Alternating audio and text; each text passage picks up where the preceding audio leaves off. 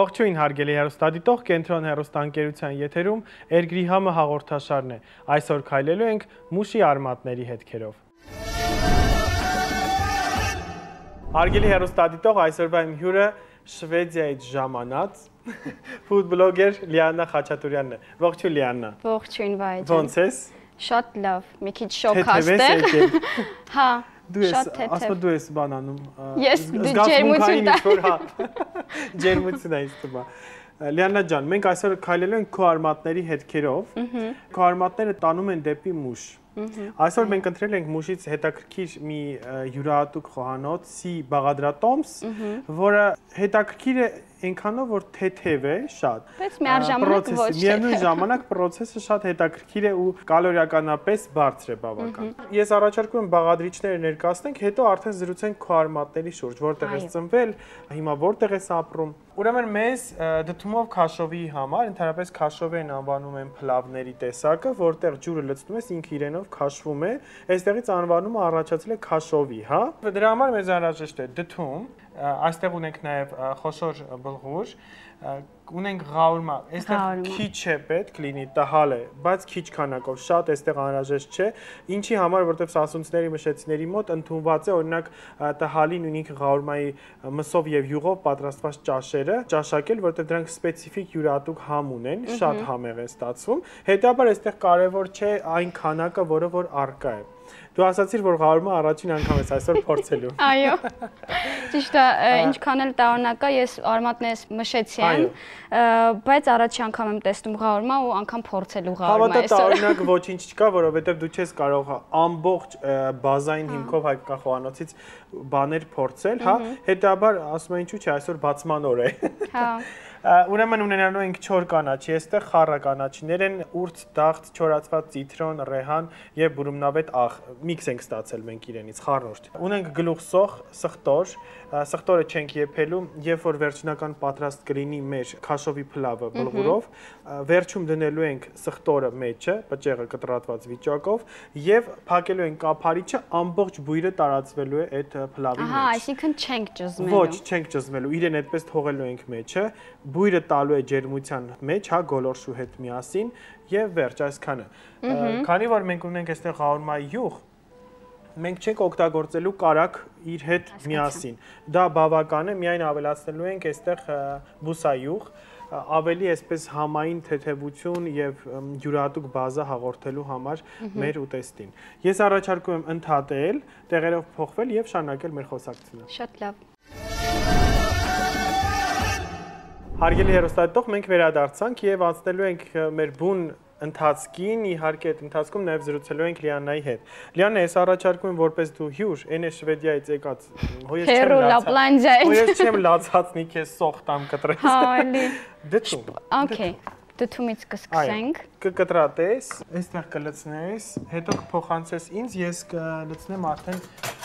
համապատասխան ամանի մեջ։ Ինչ ենք անելու նախ։ Ես հիմա սոխը կտրատելու եմ, սոխառած եմ պատրաստելու, լցնելու եմ համեմունքները, կարմիր սև պղպեղները եւ այստեղ 4 կանաչին, իհարկե տհալը իր յուղով մի փոքր տապակելու ենք եւ հետո կտրատած դդումը կավելացնենք այնտեղ։ Մինչեւ դա այդ process-ը մենք անենք, կզրուցենք միասին, ես կհարցնեմ քեզ, ո՞րն է քո մանկության համը։ Կա այդպիսի ճաշատեսակ, որ դու միջև հիմա սիրում ես, կամ հիշում ես օրինակ տատիկի պատրաստածը, կամ մայրիկն է միջև կա, բայց շատ հասարակ ճաշատեսակ է, ինքը ավելի շատ հասարակ ձվածեղ, պոմիդորով ձվածեղ։ Գիտես ինչքան հյուր եմ ունեցել, որ իրեն սիրելին այդ պոմիդորով ձվածեղն է։ Ահա։ Լիաննա ջան, քանի որ մենք խոսեցինք, դու նշեցիր նաև գյուղի մասին։ Խնդրեմ ասա, որ գյուղում ես ծնվել, հա, որտեղ ես ապրել, հետո հիմա իհարկե տեղափոխվել ես դու Եվրոպա։ Հա։ Բայց Եվրոպա ես ուշոտ եմ տեղափոխվել, ես ծնունդով Վրաստանից եմ, ավելի կոնկրետ Թիլվիսում եմ ծնվել, բայց իմ գյուղը Կարմիր գյուղն է, դա գտնվում է Մարնեոլի ռայոնում։ Իմ ծնողների, իմ տատի պապիները երկու կողմից էլ այնտեղից են, ու ոնց որ ամբողջ մանկությունը այնտեղ է անցել, ամեն, չգիտեմ, ամառները, արձակուրդներին միշտ հարմարացնում էինք, ծնողների հետ գնում էինք տատի պապիների մոտ, ու դեպ ասեմ, որ իմ տատի պապիները հարևաններ են, Այսինքն չեն գնացել։ Չէ, հերո չեն Հերել գնացել։ այսպես բարև կգաս ինձ հարս, ասելա հա, կգամ ու տես Նման մի բան, հա, նման մի բան։ Երկար տարիներ papas մամայից հետևից հա ընկել։ Միջև հասնի ճիշտ է ինչքան է մոտիկ են եղել, բայց բարդ է եղել հասնել մամայից։ Չէ, դժվար էր եղել այն թվերին։ Ուրեմն դու քանի որ հիմնականում ապրել ես այնտեղ, հա, քանի տարի արդեն որ Եվրոպայում ես ապրում։ Եվ կոնկրետ որտեղ։ Մոտավոր 10 տարի, 10 տարուց ավել կլինի, որ Եվրոպայում եմ ապրում, Շվեդիա։ Ու այնտեղից ամբողջ այս բլոգինգը սկսվել է հենց Շվեդիայից, էլի։ Ապրել եմ Վրաստանում մինչև 13-14 տարեկանս։ Հետո ծնողների հետ որոշեցինք, որ պիտի տեղափոխվենք մեկ այլ ուրիշ երկիր, ոնց որ կյանքը նորովին 0-ից սկսենք ուրիշ տեղ։ Այդպես տեղափոխվեցինք, ճիշտն ասած սկզբից շատ բարդ տրվեց ամեն ինչը։ Բայց հետո կամանց ընտելացանք, ես որ սովոր եմ, ես իմ ամբողջ կյանքում օտար երկրներում եմ ապրել ու մի սովոր եմ, որ կողքից ուրիշ լեզուներ եմ լսել։ Մեր համար ավելի շատ հեշտ տրվեց էլի ընտելանալ էլի ուրիշ երկրին, որ ապրենք։ Դու հիմա Շվեդիայում ինչ լեզվով ես շփվում։ Շվեդերեն։ Հա, դա իրանց օրինական, պաշտոնական լեզուն է։ Իսկ հեշտ տրվեց քեզ շվեդերենը, հստակ խոսում ես, թե շփման մակարդակի է։ Հստակ կարելի ասել շփման մակարդակի եւ ավելին։ Ես առաջարկում քեզ դու մի կտոր ես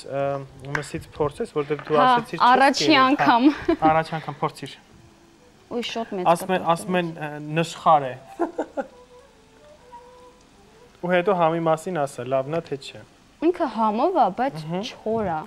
Իրականում ինչի է չոր, որովհետև այո, մի փոքր սա չոր է ավելի, քան պետք է լինի, ինչու, որովհետև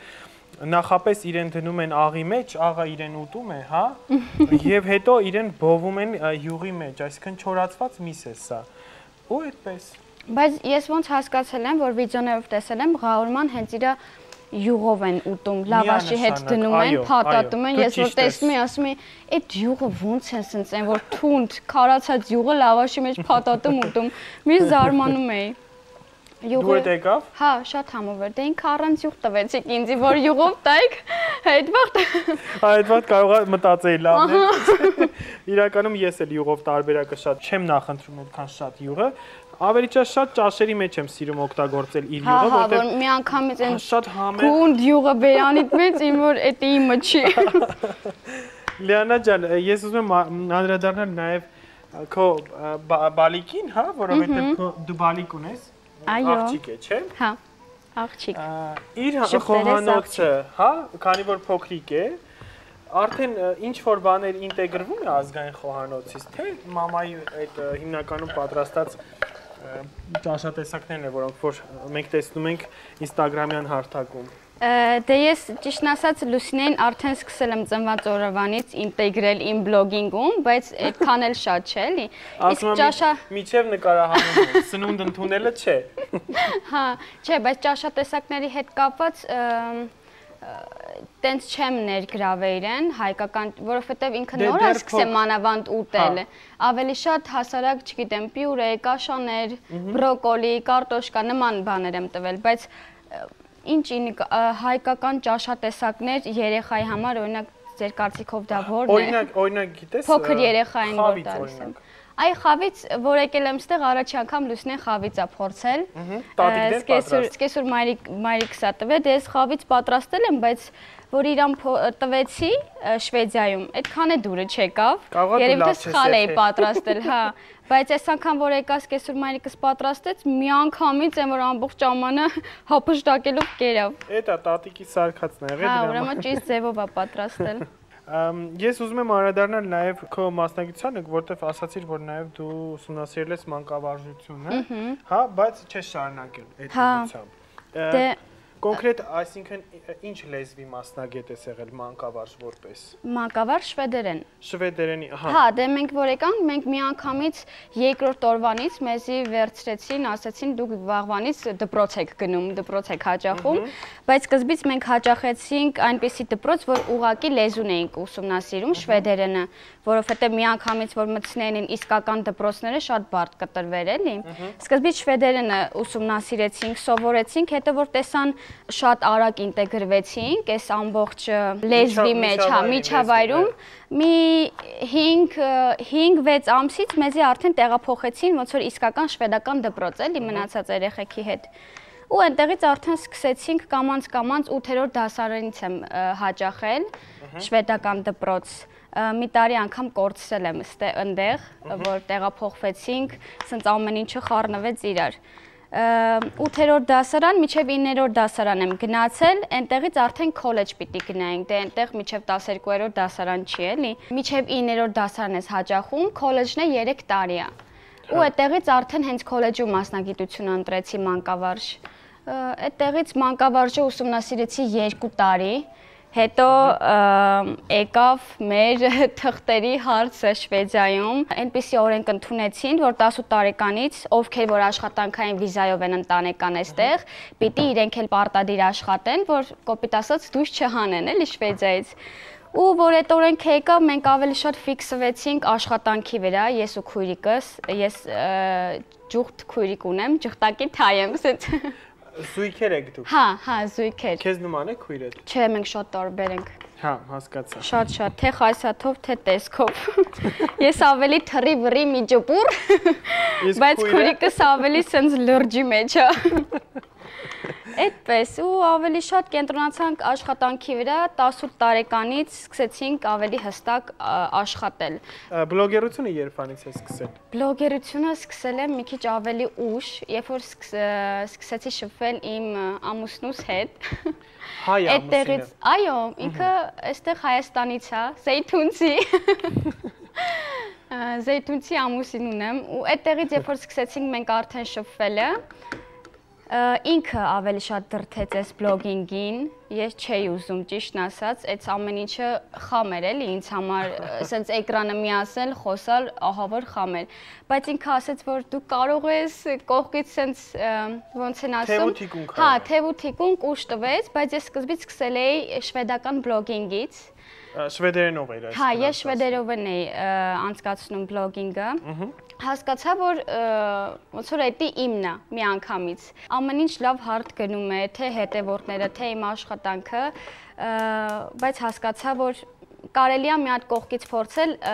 կողքից ինչ որ ավելի հոբիոտ հայկական բլոգ բացել։ Նեն չէր հեշտ տրվեց, ամեն ինչն էլ շատ բարդ է տրվել, միջև ես աշխատել եմ տարբեր տեսակի կոնտենտի վրա, միջև կոպիտ ասած ինչ որ մի հատ ռիլ չի կրակել։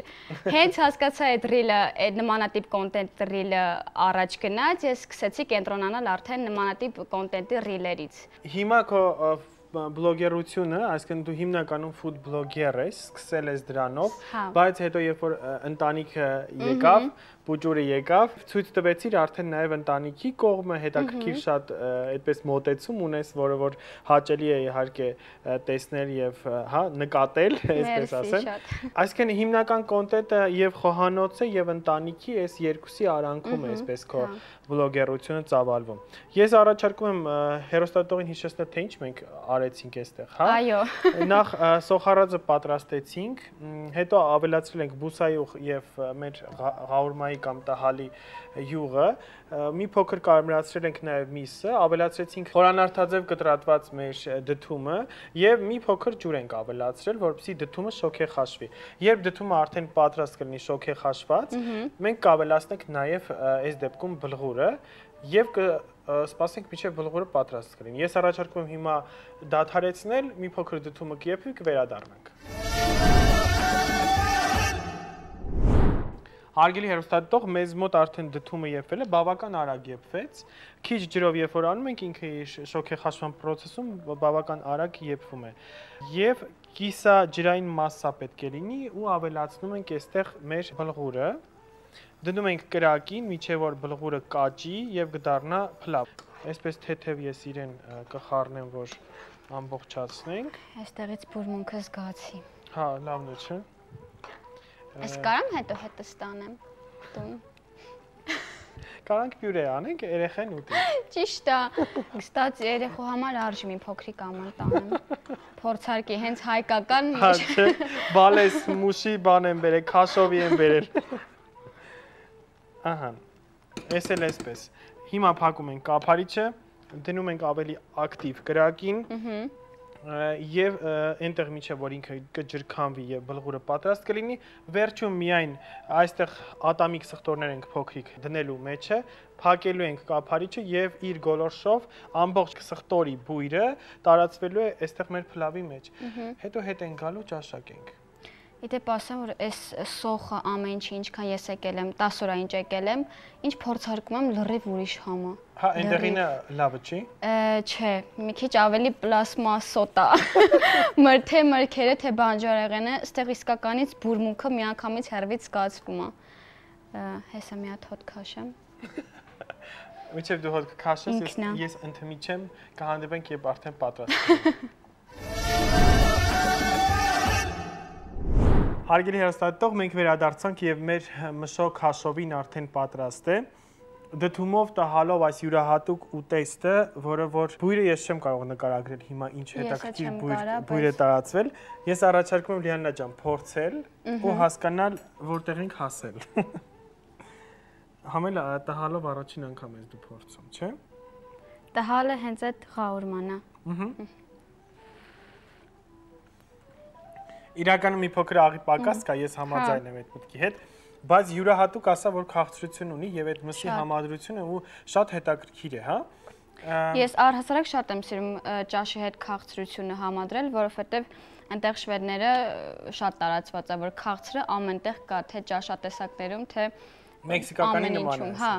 Ես սովոր եմ։ Հա, ամեն ինչ խառնում են իրար։ Լիաննա ջան, ես անչափ շնորհակալ եմ, որ դու իմ հյուրն էիր այսօր եւ շատ հետաքրքիր զրույց ունեցանք, համել ծանոթացանք, ասում եմ։ Եվ ուրախ եմ, որ այսօր եւս ես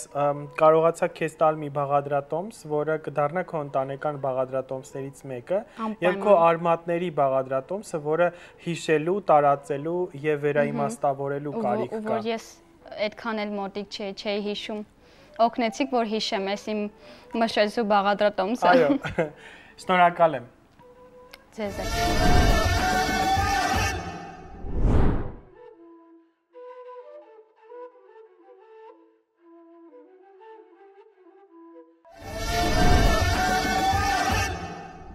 Այսօր Բուշի խոհանոցից պատրաստեցինք մշոկ հաշովի։ Լիաննայի հետ ունեցանք հետաքրքիր զրույց եւ պահպանեցինք մի բաղադրատոմս եւս հայկական խոհանոցից։ Դե ինչ, փորձեք, պատրաստեք եւ համտեսեք ընտանիքով այս յուրահատուկ բաղադրատոմսը։ Ձեզ հետ էր Վահե Սեման։ Կհանդիպենք հաջորդ եթերին։ Հացն ու գինին, տեր կենթանին։